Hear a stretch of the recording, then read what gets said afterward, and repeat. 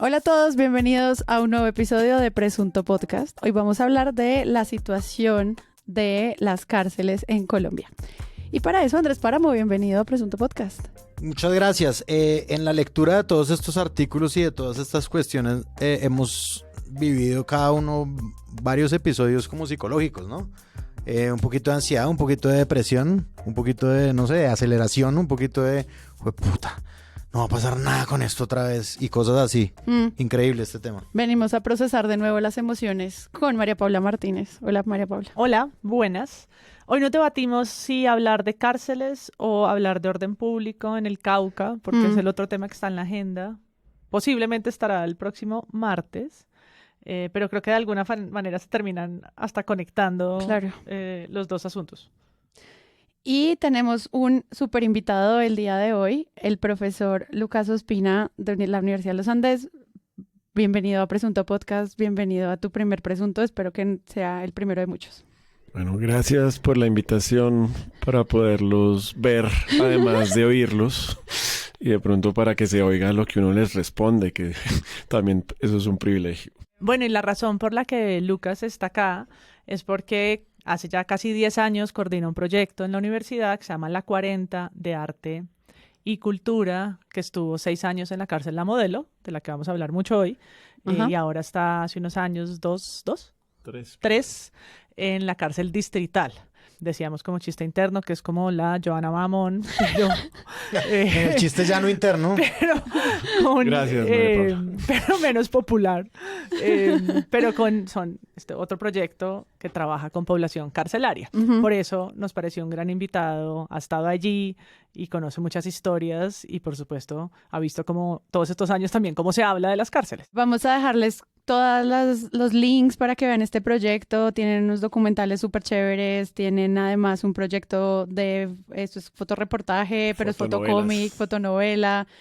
Han pasado muchas cosas en este lugar, entonces pueden ir ya a la40.co o si no, si se les olvida, luego en las notas del episodio más tarde y de nuevo en nuestro newsletter van a poder encontrar el camino para llegar a estos proyectos y pues también podemos comentar a ustedes qué les parece también estas aproximaciones de narrar estos lugares desde otros espacios que no sean los medios.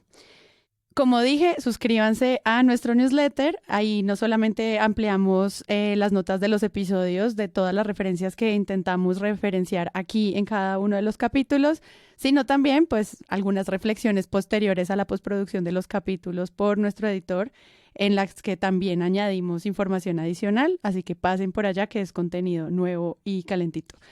Páramo, algo de lo que no vayamos a hablar hoy. 10. Yo creo que todo el mundo está esperando que hablemos de esto. ¿De esto es qué? Esto es la propuesta de Vicky Dávila de simplificar el sistema tributario colombiano, una propuesta que lanza, ¿no? Que lanza en un video. Los periodistas lanzan propuestas. Los periodistas lanzan propuestas. En un video no, en una portada de una revista que dirige. ¡Oh! Es que eso es peor, el video lo publica y luego lo vuelve en portada. Sí, ¿Por qué el 10? ¿Cómo que están haciendo? O sea, ya. ¿Qué tal un 10, no puede 10, ser. 10? Les explico. 10% de IVA, 10% de impuesto de renta para las empresas, 10% de impuesto para las personas, sin exenciones y sin gabelas, para nadie, porque aquí muchos poderosos se han acostumbrado a tener un sistema tributario a su medida, hecho a su medida. O sea, primero No que lo puede hagas, ser. puedes hacer en tu video lo que tú quieras, como una Correcto. ciudadana que tiene Twitter y ella dice, pues yo creería que el sistema tributario pues Sí. debería hacerse así, con todos mis conocimientos Económicos, macroeconómicos. de los que ha hecho wow. gala todos estos años, porque Vicky periodista económica, ¿no? Ese es el fuerte. Judicial, medioambiental, cultural. Y después lo transforma en una Una portada. Es decir, la periodista se inventa una cosa, una propuesta, digamos, llamémosle un editorial de la revista Semana, una cosa que se acostumbra en esta nueva época de los Gilinski, pero ya es demasiado, o sea, es demasiado como que haga su opinión, una propuesta de simplificación del régimen tributario, piensen los colombianos, en un video en el que claramente se ve como una candidata que pues ella debe sacar como justificación que sale unas revistas atrás de ella y está en Semana y los periodistas también opinan, sí, o sea, se puede blindar por cualquier lado, pero después volverlo portada, o sea, ¿no tienen vergüenza? No tienen. No tienen. Además, no es la periodista, es la directora. Y sí, esta vez no compré la revista Semana porque me pareció estar aportando a la campaña política. Pero ya me parecía que era plata directa. Sí, es proselitismo. Cosa positiva, logra un periodistas de Colombia unidos, porque hay quienes han salido, Nora, Luz María Sierra, o sea, un montón de gente diciendo, bueno, Q, esto ya no, o sea, De todos los lugares. esto ya pasa los límites que hemos corrido una y otra vez. Ya, señora, por favor, pongámonos serios. Eso me parece positivo de todas formas. Periodistas de todo Colombia unidos por una portada de Semana, claro. 10, 10, 10, 10, 10, 10. ¿Te acuerdas de más trabajo, Juan Manuel? Más. Sí. Mejor pagado, más trabajo, mejor Más pagado. trabajo, más mejor trabajo, muy maldita buena. sea. Era la mejor publicidad Más de la trabajo, vida. mejor pagado. Más Vicky, más Vicky, más. La gente hace, no sé, 6 años en Estados Unidos se reía también y miren, Trump. Entonces no nos riamos tanto.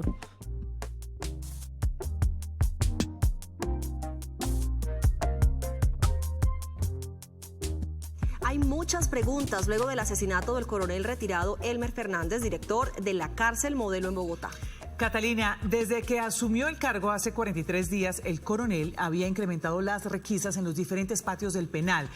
Esta sería la principal causa del crimen según las primeras hipótesis de las autoridades. El país se pregunta por qué este funcionario no tenía protección a pesar de las recientes amenazas que había recibido. Nuestros periodistas están listos. El 16 de mayo de este año, 2024, el director de la cárcel La Modelo en Bogotá, Elmer Fernández, teniente coronel retirado, fue asesinado en un ataque armado mientras se desplazaba en su vehículo por la ciudad de Bogotá. Tras esto, el ministro de Justicia, Néstor Osuna, confirmó el incidente y declaró que se había implementado un, hablo comillas, operativo candado en la capital para capturar a los responsables. Elmer Fernández había asumido la dirección de la prisión el 4 de abril, o sea, hace muy poco, acababa de llegar, y parecía estar trabajando en un proyecto para mejorar la disciplina dentro de este centro mediante inspecciones aleatorias, es lo que los medios nos dicen en este cubrimiento.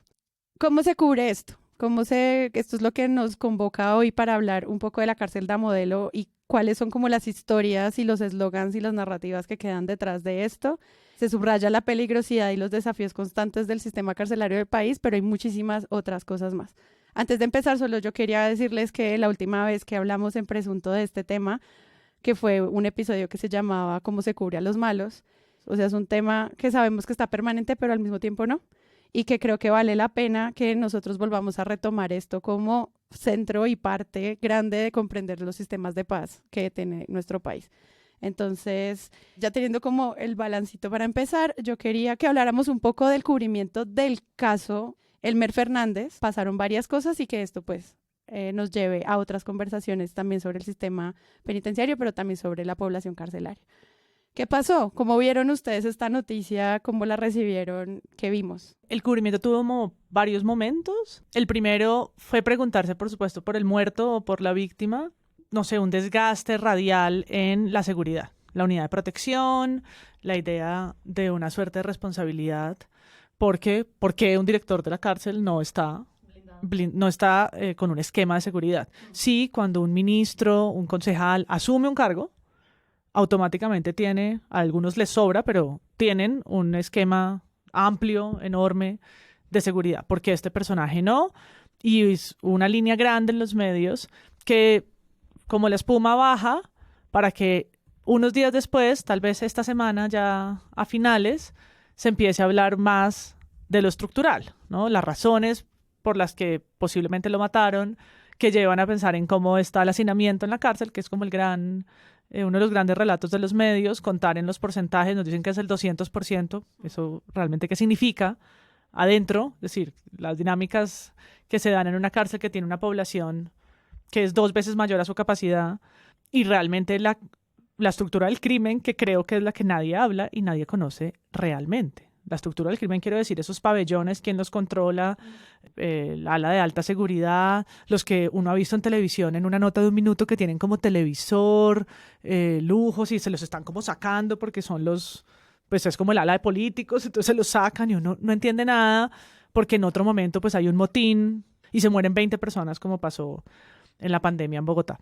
24 personas. 24 personas. Entonces creo que en los medios hay historias muy fragmentadas de la realidad de una cárcel y que en momentos como este se notan todos esos huecos, ¿no? Se notan porque del personaje no había mucho que decir porque no llevaba años, llevaba un mes, y de lo estructural hay anécdotas más que un tejido que permita entender mejor la modelo o cubrir mejor la modelo. Yo no estoy segura que las salas de redacción en sus secciones judiciales tengan realmente como un buen como repositorio de lo que es la modelo para agarrar de ahí y contar una buena historia. No, y que si lo tienen, nos cuenten cómo hacen para acceder a este tipo de fuentes, porque sí, siento que es difícil, no sé, como cuáles son los límites para la libertad de prensa y el acceso a la información, el sistema carcelario, que creo que eso tampoco debe ser sencillo. Por ejemplo, siempre me acuerdo Luis Ospina, el que era el director de cine, y él decía que era raro que en Colombia no hubiera más cine negro, ¿sí? No hubiera más cine como que trataba precisamente sobre el crimen, siendo un país con tanto crimen. Pero precisamente lo que muestra eso es que en los medios no hay suficiente periodismo judicial bien informado, ¿sí? Lo que se hace es solo unos periodistas ahí mirando en Twitter qué dato nuevo les sale y preguntándole casi al primer personaje que encuentran y asumiendo eso ya como la parte principal de la noticia que van a contar, pero uno no ve como gente más informada sobre esto. Por ejemplo, Elmer Fernández venía de la cárcel de Guaduas y yo lo pude contactar 2 veces y a pesar de que solo llevaba poquito en el puesto y estaba muy ocupado, siempre mostró una apertura muy grande a lo que queríamos hacer allá, porque lo que queríamos era retomar el trabajo que hicimos durante 6 años ahí antes de la pandemia, entre el 2015 y antes de la pandemia, y él se mostró totalmente abierto a eso, incluso me dio el celular del WhatsApp y ahí uno le escribía, vamos a ir mañana, vamos a llevar esto, listo, sí, háganle, hablen con estas personas, y me sorprendía que alguien tan ocupado en todo caso sí tuviera la disposición y la apertura para volver a activar una cantidad de cosas de arte y de cultura que se estaban haciendo allá. Entonces sí me muestra como que ahí faltó como interés. Como interés para contar mejor esa historia y no quedarnos solo como con el chisme de pasillo. No, es que estaban haciendo más requisas. Pues es como muy preocupante el nivel de desinformación que existe alrededor de las cárceles, provocado y no provocado, intencional y no intencional, de pronto por descuido de la misma gente que no le importa mucho qué es lo que sucede en las cárceles, pero al mismo tiempo provocado en muchas ocasiones. Pues evidentemente aquí hubo un acto también de violencia en contra de los periodistas que estaban cubriendo en la calle todo este momento de lo que sucedió. Y la policía no los dejó, y no solo no los dejó, sino que los agredió.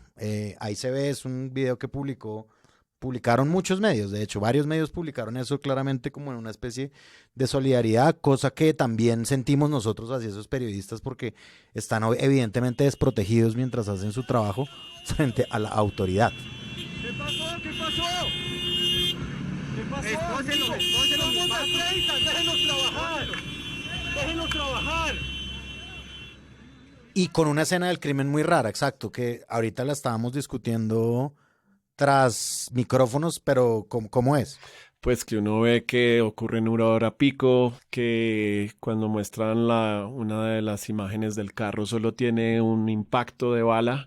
Entonces en Twitter hay una cantidad de gente ahí escribiendo, bueno, ¿será que fue un asesino con mucha sangre fría o será que la bala entró varias balas por el otro espejo y por ahí fue que salió una? ¿Por qué no se rompió el vidrio? ¿Sí?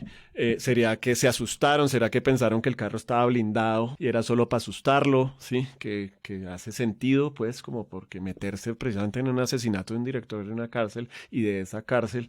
En pues, plena vía, en plena luz del día. No, y es alguien muy arrojado a hacer eso, ¿sí? Eso es echarse una cantidad de cosas encima. ¿Sí? Y también después pareciera, como lo decía Andrés, cuando uno mira las discusiones, entonces discutir quién tiene más escoltas, ¿sí? Si Uribe o la hija de María Fernanda Cabal o Nicolás Petro o la hija de Petro al director de la modelo. Pero nadie, precisamente lo que mencionan es, nadie está hablando de la cárcel. O no hablan porque no tienen conocimiento de lo que puede estar pasando ahí y que es un tema complejo, o no hablan precisamente porque es una población que a nadie le importa. Hay una cosa y es que los medios de comunicación también en estos procesos crean perfiles, ¿no? Para saber quién es. Tú ahorita hablaste un poco de en qué otras cárceles había trabajado, como cuál era el camino en el que estaba. Hay unos que simplemente hablan como de tenía amenazas, pero pues también es difícil saber de qué tipo, como que existe una construcción del personaje en muchos niveles. También, además, había como muy pocas imágenes de él, usaron la misma foto en todos los medios, bueno. Sí, vi 2 notas, una en El País de España, sección Colombia, y otra creo que en Noticias 1. donde se basan en dos informaciones, una de que dicen que vivió en el apartamento de un paramilitar llamado Gordolindo y otra donde dicen que hubo una queja de alguna persona privada de la libertad en la cárcel de Guaduas diciendo que lo trasladaron para hacer cosas que no eran de su oficio o favor, ¿sí?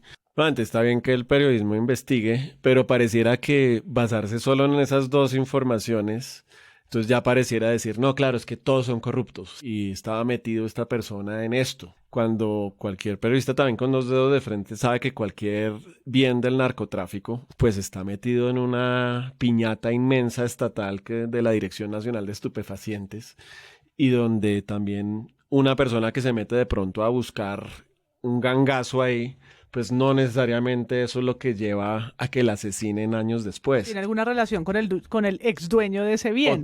Sí, estaban haciendo una asociación muy rara, ¿sí? No, vivía en el apartamento de un paramilitar y entonces si yo no leo mucho y solo leo titulares, digo, pues son pues amigos, claro, claro. son amigos y por eso lo mataron. Claro. Es como no, ese apartamento lo expropiaron, entró en la piñata de remates y muchas veces la gente que está más cercana a ciertos sistemas se entera primero que uno de esos buenos precios a los que se acceden a veces a los Ferraris que nadie quiere o yo no quiero y los apartamentos. Y también poner que una queja, darle semejante relevancia a una queja en la cárcel de Guaduas y ese tipo de queja, me parece que si vas a investigar, por favor, haz mejor el trabajo. Se puede ampliar, es y verdad. te puedes tomar 2-3 semanas en hacerlo, no simplemente súmale algo aquí a la coyuntura para decir que estás investigando. Sí. Que al contrario, además, es un tema importantísimo en este país que es trazabilidad de bienes inmuebles. O sea, es un error grave, digamos. Y también hay una familia ahí y a los 3 días cogen y sacan eso así. Sí, ya, tu papá, amigo de paramilitares. Sí.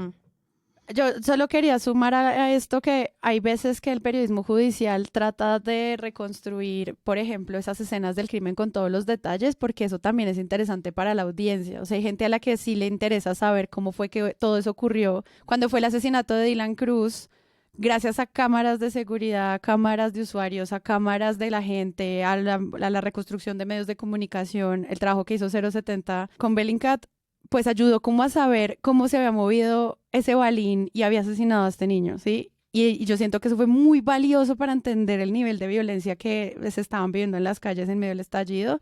Entonces, cuando lo intentan hacer con este señor, a mí no me molesta. O sea, yo siento que obviamente son elementos que pueden no sonar tan cinematográficos como lo estabas planteando, pero yo sí creo que es un interés por decir dónde estaban los dos motociclistas, cómo se hizo la unión con las cámaras, cuál fue el informe del CTI.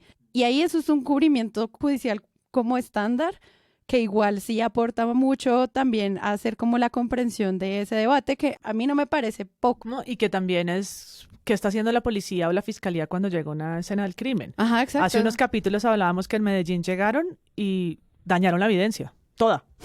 Se fueron del hotel y dañaron toda la evidencia de una escena evidente de pedofilia. Y se fueron los policías. Y es como, pues ahí también está la prensa para ver si están haciendo bien su trabajo. 100%. Entonces no los quiten y no les agredan. Entonces hay también un cubrimiento grande sobre la emergencia carcelaria que se había decretado, o sea, el presidente Gustavo Petro la había decretado desde el 12 de febrero. En medio de la emergencia ocurre este asesinato, pero ya habían otros. Esto no es un caso aislado, aunque bueno, es el director, pero no es un tema que ocurre ahorita. Por un lado hay medios que cubren eso, pero por los otros, no sé si ustedes lo vieron, yo lo sentí así, se nos salieron de control las cárceles. Otra vez nos acabamos de enterar, no puede ser. Exacto. ¿No? Como nos acabamos de enterar que en las cárceles hay un problema de crimen ni el bárbaro. Sí. ¡Oh! ¿No? ¡Qué sorpresa! Esto es una historia, ¿no? Crónica de una historia ya contada, pero que se vuelve es una anécdota de un suceso, se apaga y vuelve y se prende otra vez, ¿no? Con otro crimen. Y creo que hay dos referencias que vi en algunos de los medios, uno de ellos en un reportaje largo del Espectador, y es en el año 2000 cuando Ginette Bedoya visita esta cárcel, una periodista. En este momento trabajaba para el periódico El Espectador, precisamente, y va a ser una joven periodista que va a hacer una entrevista a propósito de una historia que están haciendo sobre tráfico de armas ilegal en las cárceles y pues termina siendo víctima de tortura y violencia sexual que solo hasta hace muy poco, luego de 20 años, más de 20 años, el Estado colombiano es condenado por su negligencia. Y el otro caso famoso es que 3 días antes de morir, Jaime Garzón, también periodista, visitó el mismo hueco de cárcel para poder hablar con una persona cercana a Carlos Castaño, jefe paramilitar, para evitar su muerte, porque ya sabía que había sido puesto en una lista negra para ser asesinado. Iba ya casi que a negociar que no lo maten. Y dicen que pues el mensaje llegó tarde, pero que desde allí se toman órdenes de crimen hacia afuera, que suceden crímenes adentro, el motín que ya mencionamos y tantos otros anécdotas hay de muertes adentro de la cárcel, incluso desapariciones que no se han podido explicar, pero traigo 2 casos que son del año 2000. Esto no es nuevo, no es la peor semana de Petro, porque las cárceles en este gobierno del cambio tampoco funcionan, no llevan funcionando hace mucho tiempo. El motín de la pandemia en el 2020, donde mueren más de 20 personas y quedan más de 80 personas heridas. Pero al otro día del motín sale la actual procuradora, que en ese momento era ministra de Justicia, diciendo no, aquí no pasó nada, solo fue un motín, y limpian precisamente todos los patios, le echan manguera, todo eso, y nunca sabemos realmente qué pasó ahí. Es que hay una cosa importante cuando uno habla de la población en las cárceles, es que la población incluye a la guardia, pero no solo por la narración rápida que tendríamos en la cabeza, no, claro, es que está implicada la guardia, son unos corruptos, etcétera. No creo, también hay una cantidad de dragoneantes del IMPEC que entran ahí precisamente porque es un empleo al cual se puede entrar a los 18 años cumplidos. Hay convocatorias permanentes y por su alta peligrosidad permite jubilarse temprano en la vida. Entonces es algo donde la gente se mete pensando, bueno, voy a estar 22, 23 años en esto, me voy a jubilar a los 43, voy a tener mi pensión y voy a tener mis estudios, mis cosas. Yo conozco muy poquito de las cárceles a nivel de magnitud, pero sí conozco algunas cosas de la cárcel modelo y de la cárcel distrital. Y en la cárcel modelo, por ejemplo, nunca habríamos podido desarrollar esta actividad si no fuera por el concurso de los directores y si no fuera por el concurso de unos dragoneantes de derechos humanos que le metieron totalmente la ficha a esto. Y eso es importante. Claro, esa idea de crear la historia en la que aquí solamente ocurre intercambio corrupto, pues también es desinformante. Cubrir al IMPEC. Hay una parte que me parece bueno recordar, es que Néstor Humberto Martínez, el exfiscal, en un momento en que necesita subir su popularidad, ¿qué hace? Detiene al director de la modelo como fiscal, ¿sí? Que es al doctor Ceballos. César Augusto Ceballos, quien se desempeñaba como director de la cárcel La Modelo de Bogotá, fue detenido en la mañana de este miércoles por agentes del CTI de la Fiscalía. Según explicaron fuentes cercanas a la investigación, el director estaría implicado en varios actos de corrupción en el penal y en las próximas horas será presentado ante un juez de garantías. La Fiscalía y la Policía... Director de la cárcel Modelo, que está haciendo un muy buen trabajo. Y lo digo porque fui testigo durante 3 años del trabajo que estaba haciendo ese director allá. Y lo detiene bajo un cargo de corrupción. Y después obviamente todo se cae, pero el exdirector Ceballos dura como 3 años en la cárcel y se le acaba la carrera. Y Néstor Humberto Martínez sale impune de eso, pero ese tipo de acciones son las que destruyen la institucionalidad en esa cárcel, ¿sí? Claro. Eso, yo creo que si estuviera aquí Juan Álvarez estaría hablando de cómo la fiscalía también es un agente de esta historia. Sí, exacto. De maneras como... En el libro que él escribe, pues ahí está... Reconstruye todo. Reconstruye todo en la picota, sobre todo, sí. Hay una frase, yo no sé a quién está atribuida o si alguien la dijo de verdad o si simplemente la dicen en clases en Derecho, que fue lo que yo estudié. ¿Quieres ver cómo la sociedad tuya funciona? Ve a una cárcel a ver cómo funciona. Y así funciona. Entonces lo que tendríamos nosotros es un montón de leyes, ¿no? Como aspiraciones, el fin resocializador de la pena, el decreto de la emergencia carcelaria, 2 estados de cosas inconstitucional, 2. Yo creí que era uno nada más. 2, la Corte lo ha dicho 2 veces.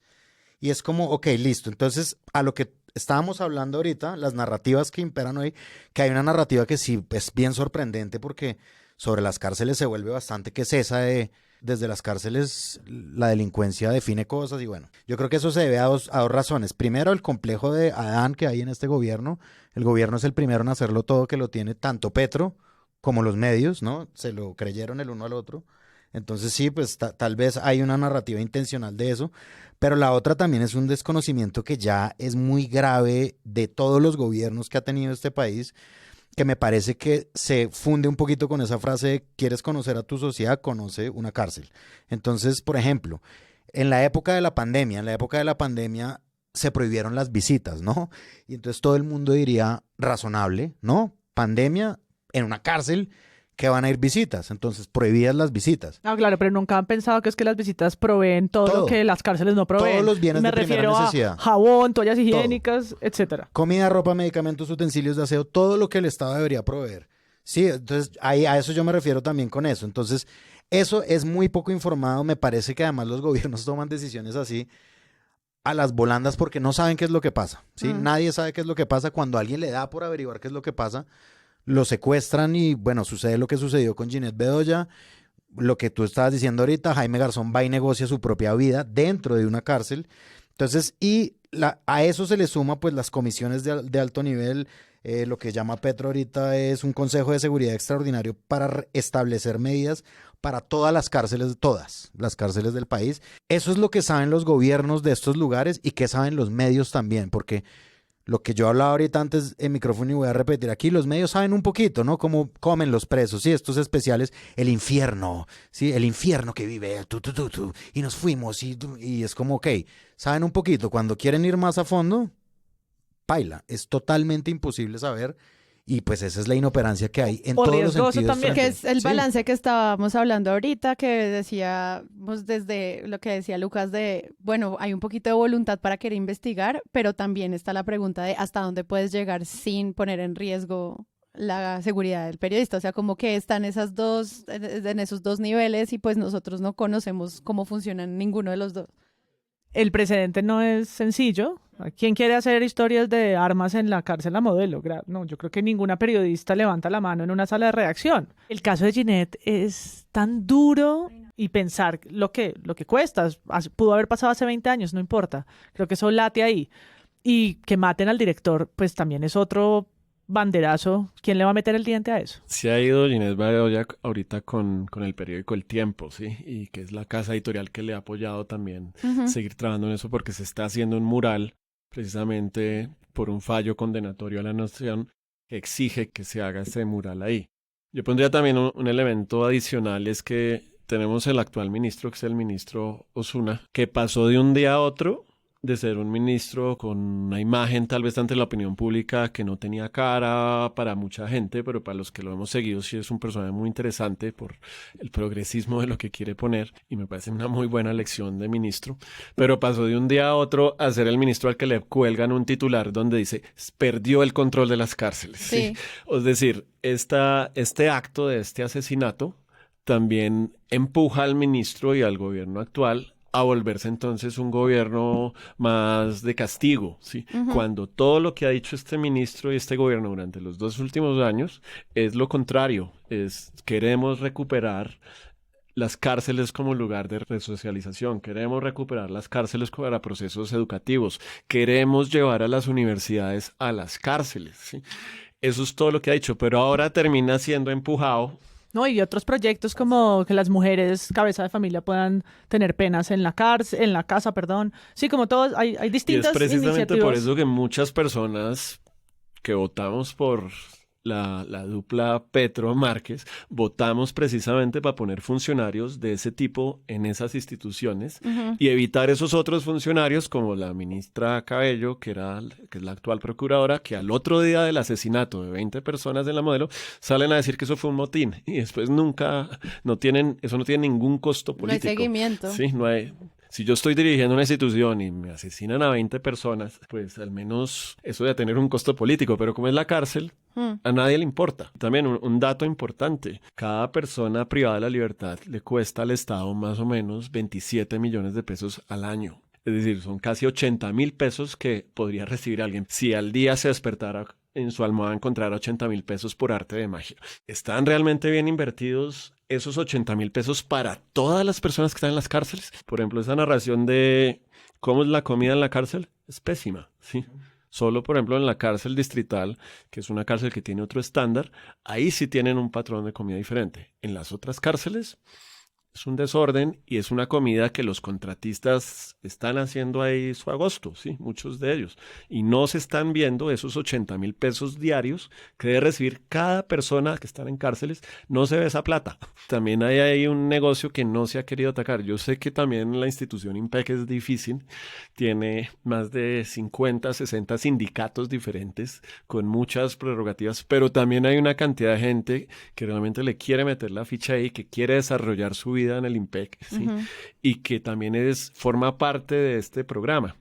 Entonces, cuando el ministro Osuna coge y habla de resocialización en las cárceles, él no solo está hablando de la población privada de la libertad, está hablando del sistema también, de convertir a estas personas que también quieren trabajar ahí como un trabajo como servidores públicos y darle dignidad también a ese trabajo. Y es lo que uno ve que una narración como esta o que este asesinato y la manera en que se comunica a los medios es una manera oportunista, ¿sí? Es decir, empezó ya la campaña presidencial. Lo primero que se me ocurrió después de lamentar la muerte de Elmer Fernández y pensar en su familia, él incluso me dijo que tenía un hijo que estudiaba arte y que por eso él entendía, ¿sí? Y eso me dio muy buena espina, pero ahí mismo pensé en el hijo. Pero lo primero que pensé apenas vi lo del asesinato es Bukele. Este es un nuevo elemento para la campaña presidencial dentro de 2 años y habrá una cantidad de candidaturas, ya sabemos más o menos qué tipo de candidaturas serán, diciendo como, es que si ven, los criminales asesinaron al director de la cárcel. Lo único que podemos hacer aquí es una mega cárcel, ¿sí? Le iba a preguntar a Lucas si no lo veía como un asunto de política que uno puede trazar en los medios, y es decir que las cárceles salieron de control y ahondar en esa narrativa, ¿no? Tienen además un tiempito para seguirla construyendo, es la plataforma perfecta para que las iniciativas de derecha muy punitivistas tipo Bukele hagan de eso su mejor fortín, ¿no? Como la seguridad siempre ha sido un tema o siempre será un tema, pero siempre hablamos, o por años hablamos de la seguridad más en términos de paz y conflicto armado. Ahora esto da pie para que se empiece a hablar de las cárceles como un tema. Le van a preguntar a todos los candidatos qué va a hacer. En Bogotá siempre lo hacen y todos prometen más cárceles y no han construido la nueva cárcel. Seguimos con las mismas 4 cárceles. Pero al final es muy mediático porque Bukele lo ha sido y todos tenemos en la cabeza las cientos de cabezas rapadas, tatuadas, absolutamente deshumanizados y mostrando como la otra cara, ¿no? Aquí los tenemos controlados, ¿no? Estas maras las tenemos controladas y eso se devuelve en algo que podríamos empezar a ver que es horripilante, y es una entrevista fugaz en la calle diciéndole a la gente, ¿cierto que te sientes más segura? ¿Cierto que sí? ¿Cierto que sí? ¿Cierto que sí? ¿Cierto que sí? Y entonces la gente dice, ¿sí ven? A las cárceles. Si se llevan a todo el mundo a las cárceles, yo ya puedo ir es la versión urbana de ya podemos ir a la finca. Sí, pues lo que pasa es que, a ver, Bukele es publicista ante todo. Entonces buscó un eslogan rápido, bueno, para la cárcel. Uno es de izquierda hasta que le roban el celular y después le roban el celular, un raponazo, y uno dice, sí, a la cárcel. Es que ojalá los manden a todos a la cárcel. Pareciera que la cárcel soluciona las cosas. A mí me parece importante que si alguien está equivocado, tenga una instancia en que se pueda detener, ¿sí? Y para mí eso es la cárcel, es una instancia en que se detiene el tiempo. Pero también me parece importante que distinguir en las cárceles una cantidad de personas que puede seguir procesos de resocialización del criminal que le gusta la cosa, que incluso esa es la adrenalina que tiene.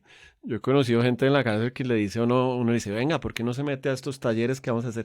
Le dicen, no, profe, es que a mí me gusta es el crimen. Yo salgo de acá y esto es lo que a mí me gusta y yo acepto estar acá porque es parte del juego. Para esas personas, la cárcel es parte del juego. Pero en esa narración pasa lo mismo que en El Salvador. Si queremos meter a todo el mundo a la cárcel que nos parezca, empieza el vecino a denunciar al que tiene el negocio, la panadería al lado, para quedarse con el local. Y termina el hijo de la panadería al lado metido en la cárcel cuando no tiene nada que ver, y rapado y haciendo ese mar de carne que son las imágenes de esas cárceles. Entonces es un problema de justicia, pero por eso es importante como lo que está poniendo este gobierno y lo que está poniendo el ministro Osuna. Es decir, entendemos eso, entendemos esta parte de criminalidad, pero no pueden coger a las 120,000 personas que están en la cárcel y a todas aplanarlas y a todas atribuirle eso, porque hay que mandar a todo el mundo a la cárcel. Y repito la cifra económica. De verdad, si alguien se roba un celular y un juez le dice, lo voy a mandar a la cárcel, o es la primera vez que usted hace esto, ¿qué prefiere? ¿Lo mando a la cárcel y usted nos cuesta 27 millones de pesos al año? ¿O le doy 27 millones de pesos este año para que usted haga una cosa diferente? Obviamente no le van a dar los 27 millones, o si no todo el mundo se empezaría a robar los celulares. Puede estar detenido un tiempo y después puede pasar al otro lugar. No, pero es que claro, si tú llegas a plantear cualquier tipo de propuesta de mejora para las condiciones de vida de la población carcelaria, también cae en evaluaciones populistas de análisis de esto. Es como, claro, ¿y por qué les vamos a dar nada? Es que yo me acuerdo tanto como cuando hacían el cubrimiento del proceso de paz en el que se hablaba de hacer los pagos a los combatientes, que eran, en serio, unos montos muy bajitos, pero la gente decía, ¿cómo así que les van a pagar?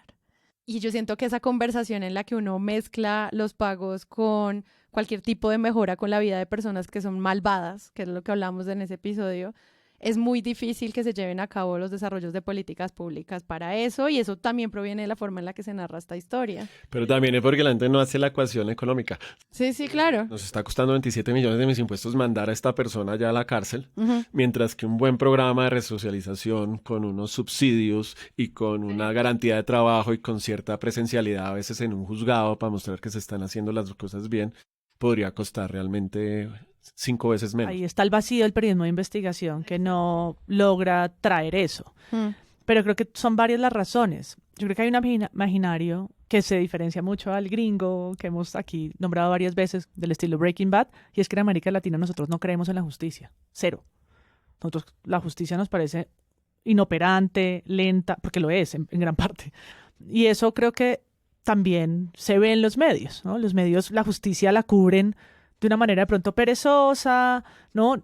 Digo, la estructura, no el evento, la estructura de la justicia. ¿Dónde está que entendamos mejor los gastos de una cárcel? Pero no solamente cuando matan a alguien, sino en general, como parte del presupuesto y de lo que el ministerio, la fiscalía y la población carcelaria, el IMPEC, todas estas estructuras que a veces lo sabemos muy bien de empresas o nos interesan cuando suceden asuntos tipo Panama Papers, pero pues claro, como que hay una suerte de morbo por ver cómo se enriquecen los ricos, ¿no? O en qué paraísos fiscales viven, y eso tiene como un glamour. La cárcel tiene cero glamour, allá no hay una gente con ese estilo enriqueciéndose, sino pues una población carcelaria que está en condiciones precarias, y esos pues no dan tantos clics. O la mayoría de ellos no dan tantos clics, porque hay presos que dan clics. En esa cárcel la modelo también, ¿no? Uno puede decir, no, pues acá han pasado una lista de famosos, ¿no? Popeye estuvo ahí, qué sé yo, ¿no? Como que hay momentos en los que se puede volver de pronto mediáticamente más interesante ir a ciertos pabellones y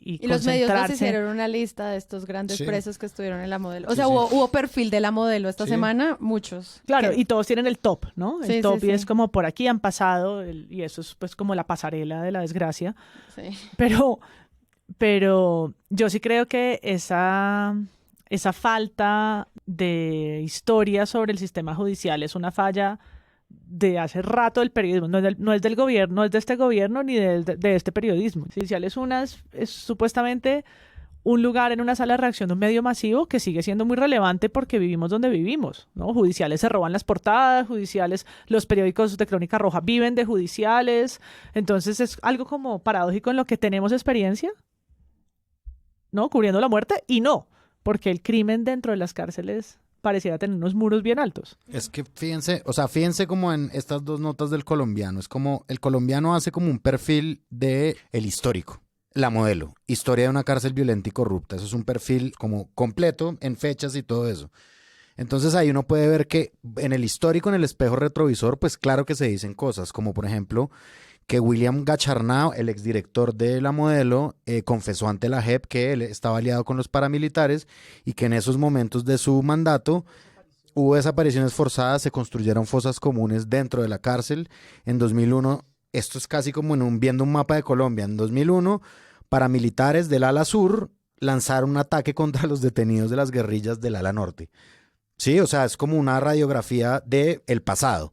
Pero si nos venimos al presente, como ¿quién es Pedro Pluma? No, eso es lo que uno de los elementos que empieza a aparecer por todas las noticias es un presunto. Y perseguir a los presuntos culpables. Sí, es perseguir a los presuntos culpables para resolver el caso, y nos muestran como una cartulina hecha con un Sharpie grueso firmada por un tal Pedro Pluma que amenaza al director de la cárcel. Pero uno ve que Pedro Pluma está usando el adjetivo Pluma como apellido. Entonces eso despierta sospecha porque en las cárceles pues el Pluma es como el cacique del patio. Entonces usualmente no se lo llama Pedro Pluma, ¿sí? Uno lo llama así, es como si Petro siempre dijera, yo soy Petro presidente, ¿sí? Entonces, Petro es Petro, no Petro presidente. Entonces, Pedro Pluma, pues de pronto no será Pedro Pluma, sino solo Pedro a secas. Entonces, sí, es que puede leerse como, ahí lo estoy viendo y se puede leer de parte de Pedro, Pluma de cuarta para el director. Pero después, precisamente por la falta de jerga, nadie cuestiona eso y ya quedó bautizado Pedro Pluma. Pedro Pluma pegado. para la eternidad. Entonces se empieza a volver cómico y de pronto es solo un problema de diagramación. Pero uno ve que ya esta es la prueba de que fue y hay que trasladarlo. Y solo hasta ahorita pues hay algunos informes periodísticos que dicen, no, de pronto hay otra banda que le echó la culpa a para sacarlo de ahí. Porque cada cárcel pues maneja el dinero que maneja un municipio. Claro. Entonces, en el comparativo histórico muy completo frente a este registro judicial, que es muy sucinto, pasa esto de lo de Pedro Pluma, es el nuevo alias de este señor Pedro, él se llama Pedro Nelcano Triana, de la banda La Inmaculada. Ya quedó bautizado Pedro Pluma, y como que listo, nos entregan como un dossier de qué está acusado, qué es lo que ha hecho, etcétera, etcétera. Cierran con un dato que es el siguiente: hay 516 amenazas registradas a funcionarios del IMPEC, de las cuales hay 216 en trámite, y eso es como, ok, ¿cuál es la herramienta de investigación que se requiere para investigar más sobre las cárceles? Porque claramente hay que hacerle un perfil al señor Pedro Pluma, pero el resto de lo que pasa parece como si no se mezclaran las dos cosas, como si en el histórico no quedara claro que hay una cosa muy profundamente mala y catastrófica pasando, y en el contemporáneo ya mismo es como, hay un señor acusado, estos son los delitos, es posible que él sea el responsable, fin. Como, ¿y qué más? Y la estructura y todo. Vamos más lejos. O tal vez no se puede. Que ese es el motivo de mi gran tristeza. Tal vez es imposible. Sí, yo también quiero dejar esa duda, y es qué tan difícil es hacer ese periodismo.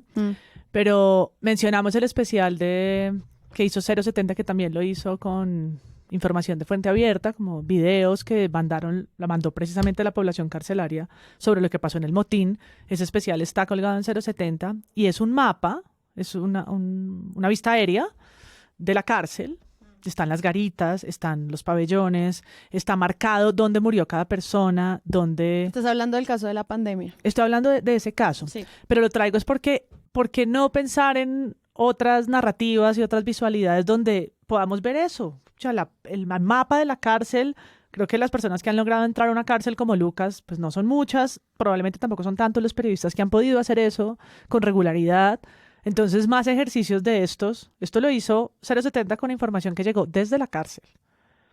Los periodistas de 070 no pudieron ingresar a la cárcel. Estábamos en la pandemia. Era imposible. Y aún así, reconstruyeron un caso muy complicado con material muy sensible. Todos los videos de ese especial tienen un aviso antes porque son videos tomados en medio de un motín donde murieron tantas personas como las que mencionamos ahora, ¿no? Que me acuerdo que la gente decía, ay, pero ¿cómo así que tienen celulares para grabar? Y yo allá. Momentos de angustia y de zozobra se vivieron anoche en la cárcel Modelo de Bogotá, donde según la ministra de Justicia, durante un intento de fuga se presentó un enfrentamiento con la guardia del IMPEC. 23 internos murieron. Durante todo el día, la ministra de Justicia y el director del IMPEC han revisado detenidamente la terrible situación que se presentó en este centro carcelario. No hubo fugas, se controlaron las fugas. Aquí hubo un plan criminal de fugas que fue frustrado. Tampoco hay un problema sanitario que hubiera originado ese plan y esos motines. ¡Esto es lo que está pasando! Pero la situación no solo fue en la cárcel. O sea, en serio, hay 24 personas asesinadas, pero hay 100 heridos. Exacto, hay una línea de tiempo que marca, hay videos reales donde uno ve además a muchísima gente pasar por una tapia, que es como, esa vez tampoco nos dijeron cuánta gente se voló de la cárcel, ¿no? Ese número en videos no sé cuál es, en la realidad probablemente nunca lo van a reconocer. Y con esto quiero decir la opacidad que también hay institucional. Yo siento que esas cifras son como... no sé, ¿sí? Esos 20, de hecho la noticia sobre esas declaraciones de la JEP, yo siento que pasó un poco de agache, o sea, fueron unas declaraciones muy fuertes, muy importante, que hizo ese director hablando de fosas comunes, y es como nadie más se va a preguntar por todo lo que eso implica, es decir, las historias de las personas, las fosas comunes, las desapariciones, no hay registro de eso, pues tal vez es fácil por todo lo que estamos hablando, pues encubrir todo lo que pasa dentro de una cárcel, porque hay una suerte de ley del silencio que lo permite todo, ¿no? Todo lo que funciona mal permite que entonces nadie diga nada, y que entonces en una declaración de la JEP también eso se meta en medio de la agenda de todo lo que se dijo en esas audiencias, pero ¡pum!, ¿no? Quedó ahí como una anécdota, pero es una anécdota muy fuerte que necesita otra vez como otro mapa y otros videos y otros testimonios, y como sumarle a ese trabajo de 070, no algo sobre una noche, porque ese multimedia se concentra en unas horas de la noche, sino algo de mucha mayor magnitud, ¿no? Como ahí está el mapa, ahora pongámosle todas las capas, dónde es que están cuáles, en cuánta gente hay en cada pabellón, cuánta gente trabaja dentro de una cárcel, cuáles son sus rangos, sus salarios, ¿no? Creo que hay mucho por hacer para, por lo menos, creo yo, participar con la información de más interés público y más confirmada a un debate que es difícil. Yo no creo que esto es como, es que los medios hacen todo mal. No solo cuando asesinan al director. Exacto, pero yo sí creo que ahí sí funciona esa metáfora, hablando hoy tanto de metáforas, y es como en un mar de desinformación y de huecos, pues el periodismo sí debería ser un poquito un farito que se levante un tris más, a pesar de lo difícil, y trata de dar algunas luces que a la demás gente le está quedando muy difícil. Y creo que las cárceles son uno de esos temas que para el común son complicadas de entender, no hay tantos insumos. Al periodismo le queda también difícil, pero podría, en vez de aumentar hablando de la salida de control y haciendo titulares explosivos, ayudar un tris a que fuera un poquito más transparente con lo que tiene a la mano, que es al menos dibujarnos pabellones, cierta información pública. Ahí está la ley de acceso a la información, pidan derechos de petición y miren a ver qué pueden hacer con eso, píntenos cuánta gente hay, hablen del hacinamiento. No, yo creo que sí se pueden hacer cosas. Justo el 22 de mayo, mientras estamos grabando este episodio, sale uno de mis contenidos favoritos del Espectador, que es el newsletter, que lastimosamente solo va para suscriptores. Pero Edwin Borges hace una recolección increíble de la situación carcelaria, las amenazas y la reforma. Justito sale antes de que estemos grabando este episodio. Se los voy a dejar en las notas del episodio, pero es para suscriptores pagos.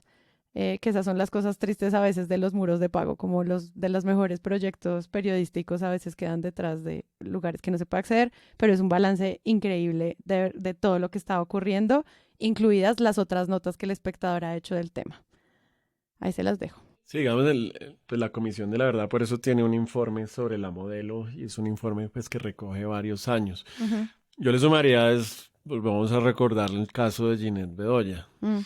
Y pensemos ahorita en una estudiante de periodismo, y pensemos en lo que hace ese caso para que esa estudiante de periodismo no se le ocurra pisar una cárcel. Me recuerda al director del Espacio, que una vez fue invitado a los Andes a propósito de Garavito. ¿Recuerdan a Garavito? Él fue por muchos años el criminal vivo, como en el mundo, más con mayores crímenes aludidos, porque en Estados Unidos a muchos les dan la pena de muerte o ya están muertos.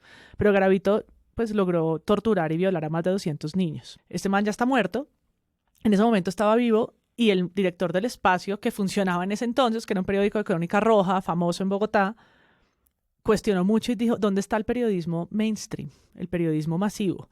Porque nosotros, que somos la crónica roja, amarillista, que nos conocemos esta ciudad en sus lugares más lúgubres, ¿no? Que vamos en las noches a cubrir los muertos que a nadie le importan, hicimos mucho mejor la tarea que lo que la fiscalía o el periodismo hizo.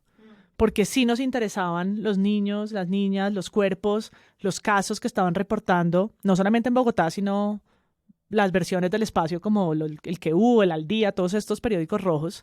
Por ahí fue que pasaron esos niños, no por los medios grandes.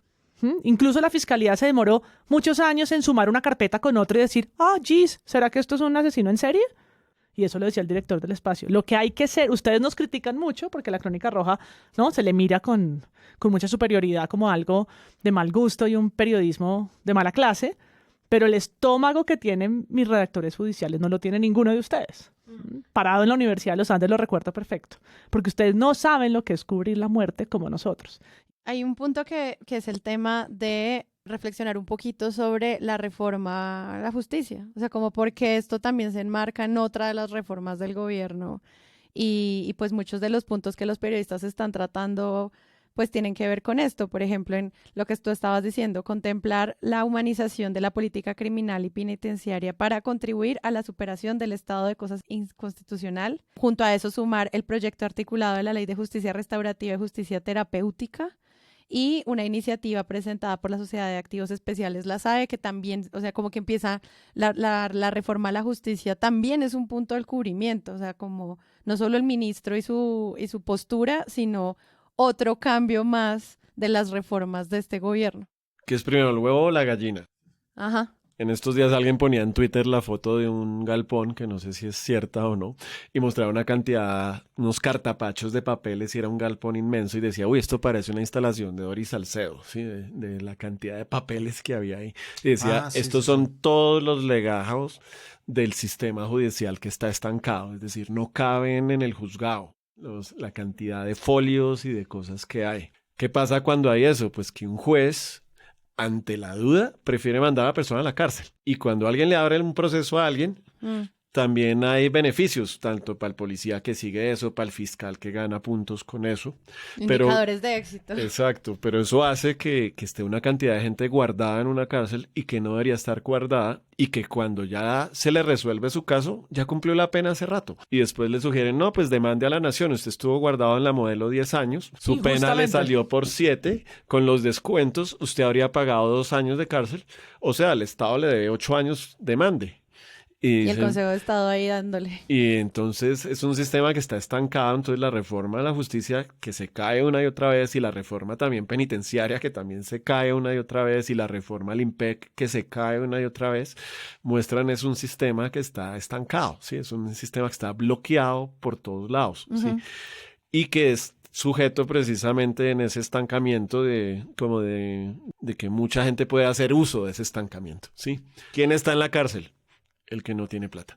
Por ejemplo, si la mayoría de muchos hombres, ¿por qué están en las cárceles? Muchos con los que precisamente trabajamos en cosas de arte y de cultura, precisamente porque no vienen de la criminalidad. Muchos están por delitos sexuales. Son discriminados en las cárceles, los llaman los violos, a uno le dicen ustedes porque están trabajando con los violos, ellos no se lo merecen, son la escoria de la cárcel mundial, ¿sí? Cualquier película de cárcel demuestra a uno que la persona que entra por delito sexual debe ser castigada y es la escala más baja y dentro de la criminalidad es la manera de sentirse bueno, ¿sí? Es decir, yo puedo haberme robado un banco, puedo haber atracado a una gente, pero yo no violé a nadie. Puedo haber ser el sicario que mate a alguien, pero le puedo dar pata al violo, entonces yo soy mejor que el violo, ¿sí? O que el que está por delitos sexuales. Pero ¿qué pasa también? Tenemos un país donde hay una estadística que muestra que cada 4 horas es abusado sexualmente y usualmente abusada una menor de edad. Y que ese abuso usualmente sucede en el círculo familiar cercano. Ante esa estadística, si ustedes son un juez, ¿qué hacen? Díganme ustedes qué hacen si les llega un caso así. Le dicen, no tenemos suficientes pruebas. O ustedes dicen, aquí hay una posible repetición de esto. Ustedes lo mandan a la cárcel. Claro. Después del asesinato de Rosa Elvira Seri en el Parque Nacional, eso se volvió aún más frecuente que manden a cualquier persona que entra por el sistema penal por delitos sexuales, lo mandan y lo guardan en la cárcel. Pero es un problema de plata. El que tiene plata paga psicólogos, paga peritos, paga buenos abogados y así tenga ese cargo, puede sobrepasarlo. Porque es muy caro comprobar eso y sin hacerle daño a las personas que fueron victimizadas. Si ustedes no le pueden decir a una menor de edad, ¿te violó él? No, eso tiene un trabajo psicológico de perito muy, muy grande, pero es carísimo. Los peritos casi que cuestan más que el abogado que ustedes puedan conseguir. Es decir, a la cárcel solo va el que no tiene plata. Entonces, es muy complicado. O en la cárcel Buen Pastor. Allá la mayoría de mujeres están por ser el gancho ciego de operaciones de narcotráfico. Son mujeres que fueron aventadas, son mujeres que las dejaron cuidando algo, son mujeres mulas que entonces mandó el avión 10 mulas y voy a delatar 2 para que la DEA, que 8, todo el mundo esté contento y pasamos 8 y todo el mundo queda contento, pero estas 2 se dan a la cárcel. Y esas mujeres precisamente entonces, ¿dónde está el sistema pensando en ellas? y tienen mala comida, no tienen derechos, no tienen para las toallas higiénicas, están metidas en un patio, no hay buena educación ahí. Y súmenle a eso todas las otras cárceles del país, porque también las cárceles de las ciudades principales pues tienen más cuidado, tienen más apoyo, pero las cárceles que quedan en los márgenes, en los municipios, a esas cárceles no llega nada. Entonces tenemos un sistema supremamente bloqueado y uno ve que simplemente para ser coherente a su filosofía y a su razón de ser, uno ve un gobierno donde el ministro de Justicia sí está planteando estas cosas, pero porque le nace, no solo por decir, sí, hay que hacer la reforma a la justicia, pero porque sabe que todo el sistema está bloqueado. Lo que pasa es que los hechos pues son tosudos y también tenemos un país con una criminalidad muy brava, con la gasolina, el narcotráfico, moviendo platas por todos lados. Y cómo eso ha corrompido una cantidad de cosas. Entonces es muy difícil destrabar eso. Pero me parece que la educación ligada al presupuesto que se usa y darle a los jueces más herramientas como para que no tengan que mandar a todo el mundo a la cárcel, sino vayan ustedes, concilien. Usted tiene que estar 2 años en la cárcel, pero mire, este es el sistema de buena conducta. Si usted se porta bien, puede salir. La primera fotonovela que hicimos eran sobre los beneficios de excarcelación y era precisamente, entre a la cárcel, si usted se agarra con otro tipo, ya va a quedar en mal de seguridad y no va a poder acceder a esto. Si usted realmente hace estas cosas bien, en 2 años puede salir las 72 horas y volver a la cárcel. En 4 años podrá salir a trabajar y volver a la cárcel o al revés, ¿sí? Pero usted tiene que seguir eso, porque muchos no los conocían. Y entonces hicimos una cartilla con la Cruz Roja donde poníamos eso y también el grupo de teatro Abracadabra que dirigía una persona privada de la libertad que se llama Adrián Cardona. Ellos escenificaron eso y con la creación que él hizo fue que hicimos la fotonovela. Y así hicimos 4 fotonovelas precisamente mostrando las cosas que estaban en la ley, pero que se olvidan. Por ejemplo, en la cárcel distrital hubo una persona privada de la libertad que se encontró en el Código Penitenciario y se encontró una ley del año 97 donde está todo el procedimiento para pedir los descuentos por actividades culturales y deportivas. Es decir, en el año 97... ¿Ya alguien pensó en eso? Ya hubo unas personas del Ministerio de Justicia que cuando aprobaron esa ley por la noche se sintieron unos buenos seres humanos y dijeron, logramos aprobar esta cosa, ¿sí? Ahora cualquier persona privada de la libertad, si sigue este protocolo, puede llegar donde el juez y le dice, mire, hice una canción de vallenato buenísima, está certificada por este tutor externo, universidad o alguien que haga derechos humanos ahí. Esta canción existe y me eché 20 horas haciendo esta canción y la he interpretado estas 3 veces en estos eventos. Y el juez dice, listo, entonces por cada hora que usted pasó ahí, le voy a descontar otra hora. ¿Qué pasa ahorita? En muchos casos eso no depende del juez. Y se entiende que hay jueces que lo nieguen, ¿sí? Porque pues, le llega a uno, por ejemplo, un libro y uno sabe si la persona privada de libertad fue la que escribió ese libro, ¿sí? Por ejemplo, una de las mejores investigaciones sobre narcotráfico, ¿adivinen quién la hizo? La hizo Andrés Felipe Arias, publicada por la Universidad Sergio Arboleda. Y la hizo para descontar. Y en sus conclusiones está un poco errada, pues porque la hace un poquito para echarle toda la culpa del narcotráfico al gobierno Santos. Pero gracias a que Andrés Felipe Arias estuvo guardado en una cárcel en Miami, se pudo datear muy bien de cómo se vendían y cuánto costaba una ruta de narcotráfico. Y todos esos indicadores lo ponen el libro ahí. No porque quiera publicar un libro, sino porque le sirve para... Pero cuando uno dice, uy, pero qué interesante, qué perfil tan intelectual el de Andrés Felipe Arias escribiendo libros en la cárcel. Y uno, no, pero es que es por el descuento, ¿sí? Y el tutor de ese descuento es la Universidad Sergio Arboleda, ¿sí? Y por eso después la gente se queja, ay, ¿qué tal? Andrés Felipe Arias está en la casa celebrando con su papá, no sé qué, debería estar guardado en la cárcel. No, muy bien que él esté allá. Y muy bien que haya hecho ese libro, así uno se lo pueda cuestionar conceptualmente en sus conclusiones. Pero eso muestra que para algunas personas sí funciona el sistema penal a nivel de estudios y también trae un beneficio a la sociedad. Personas que nunca habían sabido cuánto costaba una ruta de narcotráfico, gracias a Andrés Felipe Arias. Ya saben. La saben, sí. Pero eso muestra que lo preocupante precisamente de lo que sucede con el asesinato y la interpretación que dan los medios es que por no dar elementos de juicio, lo que están haciendo es que caigamos otra vez no es que hay que darle cárcel a todos y hay que hacer unas cárceles de megaseguridad para meter a toda esa gente allá. Y esa es la parte como grave y que creo que políticamente tiene su cálculo, que es pues para atacar al gobierno, ¿sí? Sí, 100%. Y para atacar sobre todo la política de este gobierno y para crear precisamente unas buenas eslogans para las próximas presidenciales, donde así como Vicky Dávila dice 10, 10, 10, 10, pues va a salir María Fernanda Cabal a decir Más mega cárcel, cárceles. mega cárcel, mega cárcel. Sí, que es como una vuelta al pasado, es la mano dura que le cabe muy bien a a este escenario, ¿no? Cuando uno muestra un escenario de mucha inseguridad, de falla de la justicia, pues el que salga redentora a decir que nos va a salvar a todos, o la que salga redentora, se va a llevar pues No, y que puede tener efectos, digamos, no sé si ustedes oyen los podcasts o las personas del Faro, Sí. que hacen esto Del mismo Salvador. que ustedes en El Salvador, y que son muy valientes y que muchos están exiliados y chuzados, pero ellos, cuando les preguntan, ¿ha mejorado la vida en El Salvador gracias a las megacárceles? Les toca tragarse su orgullo periodístico y decir, sí, sí ha mejorado. Ya puedo pararme en esta esquina y no venir una mara a decirme que estoy parado en el territorio que no es.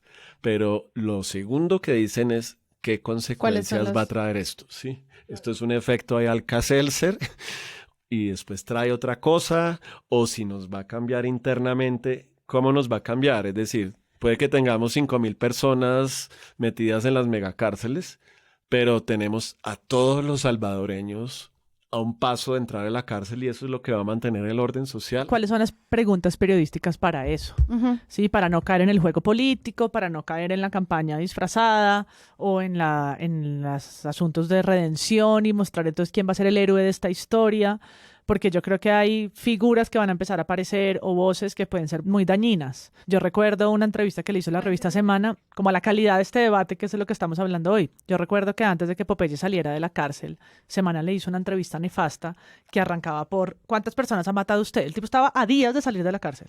De hecho, salió, montó un emprendimiento en Medellín para dar tours y luego... ¿Cuál semana es esta?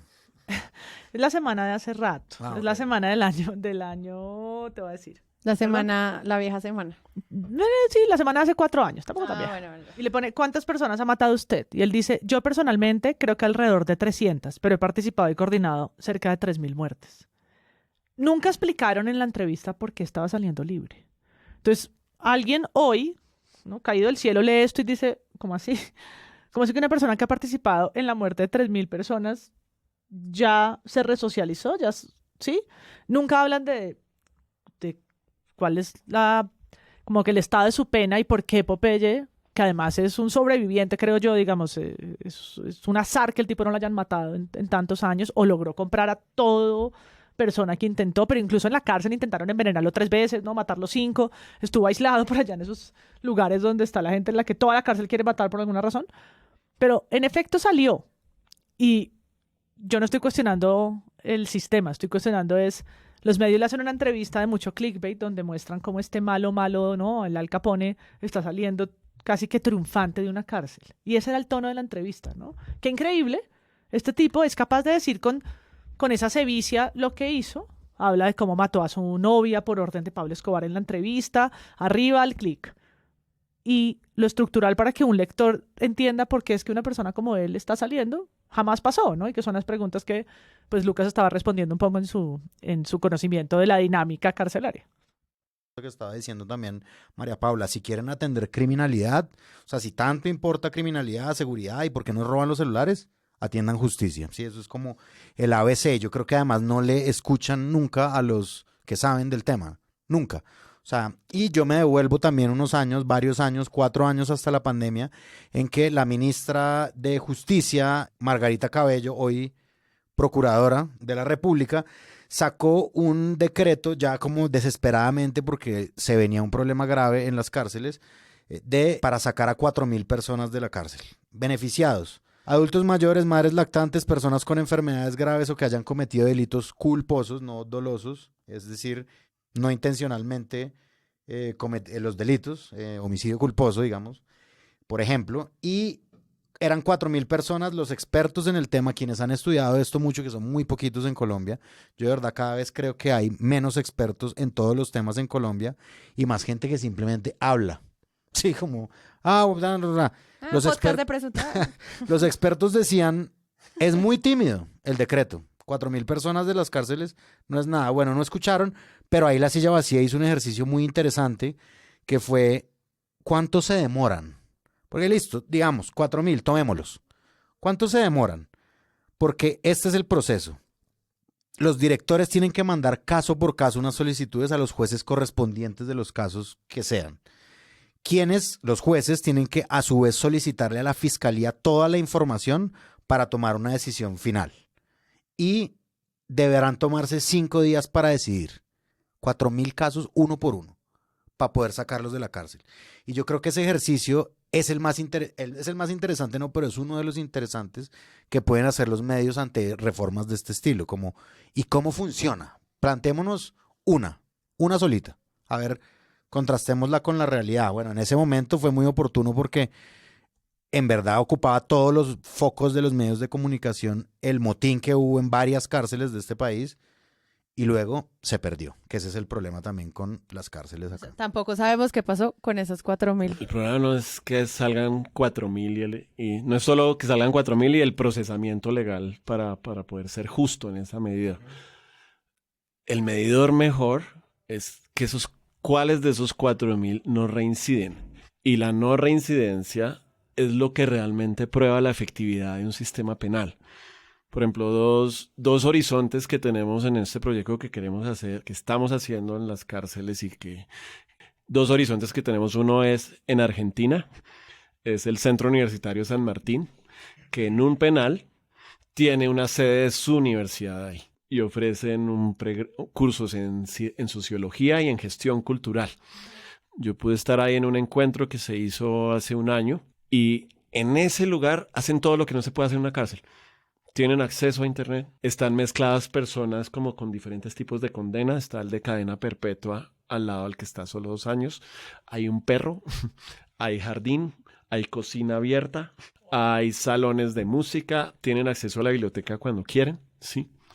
Pero ¿qué demuestra que eso sí está funcionando? Que no hay la misma reincidencia que en las otras zonas de la cárcel. El otro programa que miramos es también el de Bard College, que tiene un programa en Estados Unidos que se llama Bard Prison Initiative, y en esa sucede lo mismo. Ellos también dan 3 tipos de graduación diferente a personas privadas de la libertad. Reciben la misma educación que recibirían en la misma universidad por fuera. Han graduado en los últimos 10 años por ahí 600 personas de ese programa. Y los índices de reincidencia son muy bajos comparados con el índice de reincidencia de la gente que no ha tomado ese programa, que es la mayoría. ¿Qué es mejor para una persona? Estar privado de la libertad es estar privado de lo sensorial. Estar privado de la libertad es estar privado del afecto. Es estar privado de la familia. Es estar privado de una cantidad de cosas. Esa persona, después de 4 o 5 años ahí, ¿va a ser mejor? ¿Realmente pensamos que va a ser mejor? ¿Sí? Y es lo que no se entiende. Asumimos que la persona privada de la libertad también está privada de la libertad de expresión, y eso no es cierto. O privada de todos los derechos y no es cierto. Pero lo que muestra esto es que debe haber más programas de esto y más discrecionalidad. Y también uno a veces se desespera cuando no ve esperanza en la vida. Imagínense lo difícil, salga cualquier persona después de oír este programa y decida robarse un celular, solo para probar. Y vea lo difícil que es robarse un celular. Y como decía García Márquez cuando hace Crónica de una muerte anunciada, es fácil que no lo mate a alguien, pero lo difícil que es matar a alguien. Entonces es lo mismo. Imagínense lo difícil, las operaciones mentales que hay que hacer para ir y atacar a alguien, para herirlo, para robarlo, la culpa que eso, sentirse ya uno malo de por vida, ¿sí? Y eso le sale carísimo a la sociedad a una persona así. Sí, la Comisión de la Verdad hace un informe como de más o menos 50, 60 páginas y al final mencionan un experto investigador en política carcelaria y conocedor del tema. No menciona el nombre, pero dice lo siguiente. Hay un cliché que dice que la cárcel es una escuela del crimen. Y creo que en cierta forma es verdad, porque varias personas salen peor. No porque sean malas en sí mismas o tengan la inclinación delincuencial, sino porque llegan a espacios donde realmente la resocialización no funciona como debería funcionar. Y que, digamos, es la idea al reintegrar a la persona en la sociedad de una manera pacífica y constructiva, luego de que cometió un delito. Por el contrario, lo que funciona realmente es lo que decíamos, y la existencia de mercados ilegales de bienes y servicios, y mucho tiempo de ocio en el que hay que pagar por esos bienes y servicios. Por lo tanto, las personas que entran a la cárcel, dadas sus trayectorias, experiencias y perfiles, resultan realizando proyectos colectivos y también encontrando en últimas razones que encuentran fundamento para deslegitimar a la autoridad y la función resocializadora del Estado, pues comprueban que ahí nada funciona y todo es corrupto, lo cual normaliza esas conductas, pues en últimas son las reglas de juego, al tiempo que el Estado mismo me legitima para hacerlo. Es que, si el Estado no cumple con sus deberes, ¿por qué yo habría de hacerlo? Y en ese sentido, creo yo, las cárceles se vuelven espacios criminógenos que le dan razones a las personas y crean nuevos factores de riesgo para que vuelvan a delinquir. Esto está en la Comisión de la Verdad. Sí, al final, como en las conclusiones. En el texto sobre la modelo específicamente, ¿no? Sí, pero también pues lo extienden al sistema carcelario y pues ahí está todo lo que hemos hablado. Pues yo me despido diciendo que hace apenas unos días, a principios de este mes, conocimos a la primera mujer que se acogió a la Ley de Utilidad Pública en Bogotá, que es la que permite que madres cabeza de familia salgan de las cárceles. Y eso lo cubrieron los medios, la foto en la que ella está como de rodillas agradeciendo, dio vuelta por todos los medios apenas unas semanas antes de que pasara el caso que estamos hablando hoy. Estoy viendo una nota en Infobae llena de lugares comunes con una foto de archivo de un banco de imágenes comprado de unas manos con unas esposas que nada tiene que ver, porque está quedando en libertad, que muestra un poco la pobreza de estas aproximaciones. Es la primera, pero a lo mejor es la oportunidad para empezar a hacer historias, que era lo que tú decías, de estos casos. Tal vez uno no muestra todo, pero en la medida que se van a empezar a coger más mujeres a estas leyes, que esos casos uno por uno van a empezar a surtir el trámite y que en los medios empecemos a ver otro tipo de historias alrededor de esto. Y también porque cuando se manda a alguien a la cárcel, el argumento es que es para proteger a la sociedad. Pero en muchos de estos casos, cuando no hay un buen proceso y cuando es injusto, se está afectando a la sociedad porque esas familias quedan destruidas, ¿sí? Niños, papás, abuelos, todo el mundo queda metido en la dinámica de la cárcel. ¿Sí? Entonces, es paradójico en muchos casos ese proteger a la sociedad porque se la está realmente afectando. Claro, ¿no? Y que al final toda esta conversación de la reforma también trae que creemos que todas las personas que están en la cárcel son como los peores que están en la cárcel. Y creo que también pensar como en una homogenización de la población carcelaria es un gran problema de información. Entonces, este es un tema que tiene muchas aristas y intentaremos hacerle un seguimiento porque de nuevo hablar de la justicia también es hablar de paz total, pero también es hablar de campañas políticas, pero también es hablar de mucho, lo que decía Páramo me encantó, que era ver cómo funciona la sociedad, también es ver cómo funcionan las cárceles, ¿no? Entonces de aquí también viene la reforma a la justicia, cómo avanza la investigación sobre la muerte del coronel Elmer Fernández, el papel que desempeña obviamente la Administración Nacional protegiendo a las personas que dicen estar amenazadas en este caso, como que no se vuelva paisaje también, como lo ha sido todos los asesinatos que han ocurrido de otros miembros del IMPEC. Y obviamente ver cómo estos centros de reclusión y resocialización, digamos, tienen algún tipo de mejora, porque también el cubrimiento de cómo los delincuentes siguen operando impunemente hace parte de esta historia.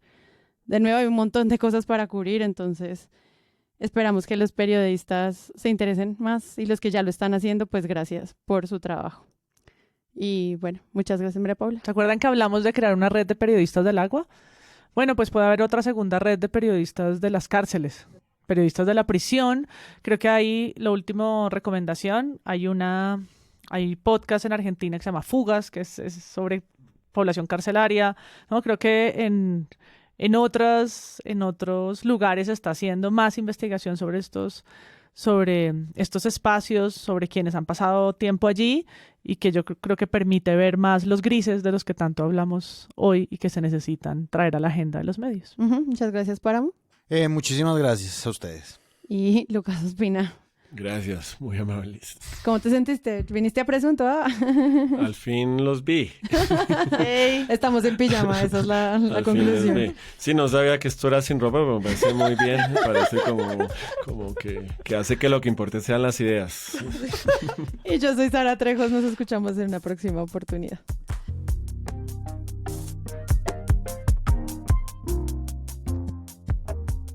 Gente, si les gustó este episodio y además quieren apoyar este podcast, los invitamos a que lo compartan en todas sus redes sociales. Además, entren a presunto.com/donaciones y hagan parte de nuestra campaña. Vamos avanzando en cada uno de los episodios. Y si no pueden, compártanlo. Es la mejor manera de crecer. Algunas plataformas les permiten además dejar comentarios que podemos publicar. Presunto Podcast es producido por Sara Trejos, yo, con el análisis de Santiago Rivas, yo, María Paula Martínez, yo, Juan Álvarez y Andrés Páramo. Presente. La postproducción la hacemos Rodrigo Rodríguez y yo, y nuestra asistente de producción es Paula Villán. Desde Sillón Estudios, Jennifer Ababunza coordina toda la producción de donaciones. Si ustedes quieren hacer parte, con su ayuda podremos financiar este proyecto en la meta inicial, pero también en todos los sueños que tenemos para 2024. Al mismo tiempo, en esa página pueden encontrar el link a nuestro ingreso a Discord. Es un botón muy grande que dice Únete, es fácil encontrarlo. También pueden escucharnos en nuestro canal de YouTube y en todas las plataformas de podcast. En algunas de esas plataformas nos pueden dejar calificaciones y además pueden dejar comentarios. Cada vez que lo hacen, nos ayudan a llegar a más gente. Presunto Podcast es un proyecto producido en Sillón Estudios, una red de podcasts independientes donde además pueden encontrar otros shows. Gracias a ustedes por escucharnos y la próxima semana esperen un nuevo episodio.